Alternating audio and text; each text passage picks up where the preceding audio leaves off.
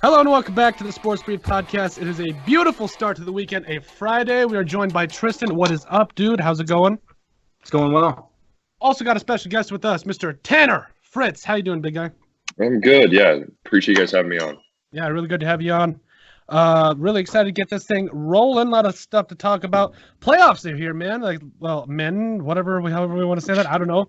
I mean, playoffs are here. Exciting time.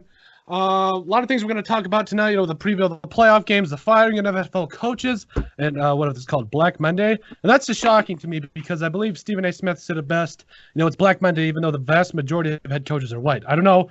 Not trying to take any shots at anybody, but a little bit of a side joke there. Also going to talk about Tanner Fritz playing for Winter Warriors, even though Ben kind of doesn't believe that he did. A lot of conversation with that. And also, what about life was like in college and favorite memories and all that. Dilly-daddly to talk about. But the first thing we're going to talk about is you guys subscribing for weekly sporting takes from the Sports Brief Podcast. Make sure you guys subscribe on and follow us on all social media platforms so you guys get all of the sporting news from the Sports Brief Podcast. Biggest surprise coach firing, Tristan, go. Shoot, the biggest surprise was probably, I don't know, there haven't been many huge ones besides Jason Garrett. So I'll just say Jason Garrett because maybe Ron Rivera. That one was pretty surprising. He's a hell of a coach. But the Cowboys organization, that's like a family. Jason Garrett probably should have been fired a number of years ago, maybe 1 or 2 years ago, because he can't really seem to do anything with the talent he has, especially this year. There's no excuse for not making the playoffs this year with the roster he's had. But yeah, it really surprised me because I really felt like no matter what, Jerry Jones was going to stick with Jason Garrett and everybody was going to keep calling for him to get fired, and he was going to keep not getting fired. But I think, besides that one, the biggest surprising was probably Ron Rivera to me. He's a really good coach, and their roster was beat up all year besides Christian McCaffrey carrying the team.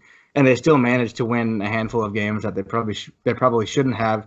And they almost beat the Packers, and they shouldn't have won that. Or the Packers probably shouldn't have won that game. I think the Panthers should have won that game. But I was really surprised they didn't stick with him into the future. But the Redskins definitely got themselves a good head coach.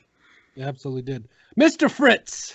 Yeah, no, I think you kind of hit it right on the head. I think letting go Rivera was – I can see why they did it, but it was also dumb. I think the Redskins scooping him up was a slam dunk hire for them, and they're a team who needs a slam dunk hire. I think the most surprising thing, though, is that Freddie Kitchens ever had a job.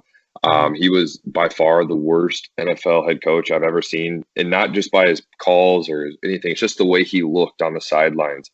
He looked like a lost dog. And Freddie, I know you're probably a big fan of the show, and if you're listening, I mean this sincerely. You sucked. You were awful. If I was a Browns fan, which I'm not even close to remotely a Browns fan, I hate you. You were terrible, and that's just my 2 cents. Made it through that without swearing. I didn't think I would.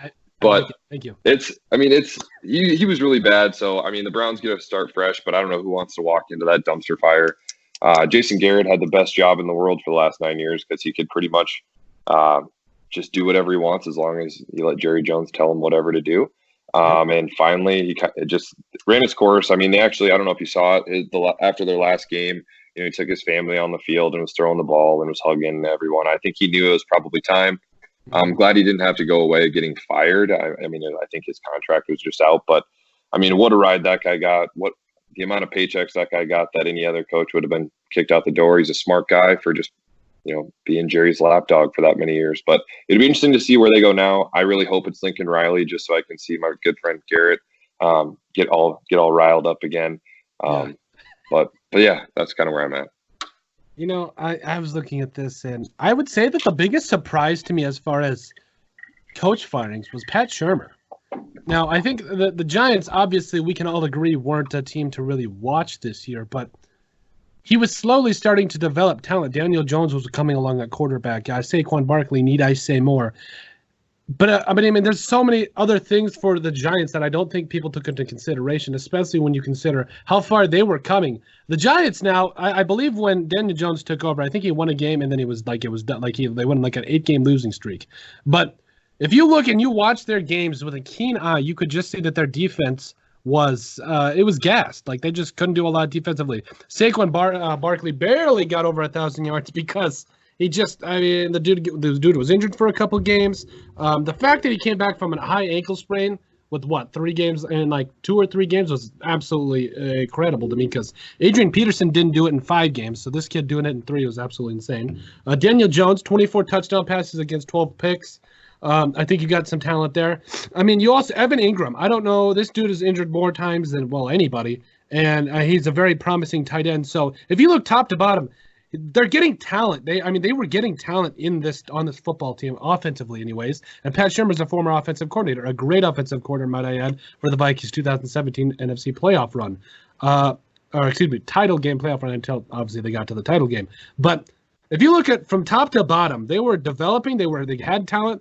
They were getting there. Now, they weren't winning games. I think that's a separate thing when you're an NFL coach trying to coach a team. Obviously, you want to coach your team to be disciplined, and I think a big thing within that is tackling well. The Vikings, for example, one of the best tackling teams in the entire NFL, and I think that was one thing that Mike Zimmer wanted to hone in on. And there's a lot of these other coaches that really hone in that, because you miss a tackle and I get 7 extra yards. You miss a plethora of tackles that can just be like a big catastrophe for your team, because there's so many things that a missed tackle can lead to. But things like that defensively, I think, is what doomed Shurmur. And Shurmur, I got a buddy that I converse with from the Unfiltered Sports Network that we talked about the Giants, and he said that these last couple of years he just didn't see Shurmur dialing up those patented running back screens or anything like that. Well, it doesn't matter. Look, the Giants average 21 points a game. And, I'm not saying that the Giants defense needs to be able to allow at least 2 touchdowns, but it would have helped. Their defense was not anything to write home about, even though, they were improved, but at the same time, they were not by any means a good defensive unit. So I think at least, and this might just be me, if I'm wrong, ask my girlfriend. I'm okay with being wrong, but I am not okay with being told I'm wrong and not having a single reason. I believe that you need, as an NFL coach, I think you need 3 seasons, unless you're absolutely awful.